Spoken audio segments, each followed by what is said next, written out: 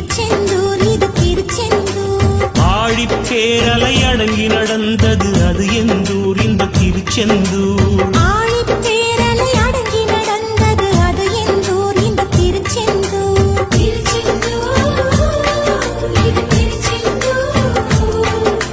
திருச்செந்தூர் இது திருச்செந்தூர். நீலக்கடல் அலைகள் நிரம்பத்தாலாற்றும் திருச்செந்தூர்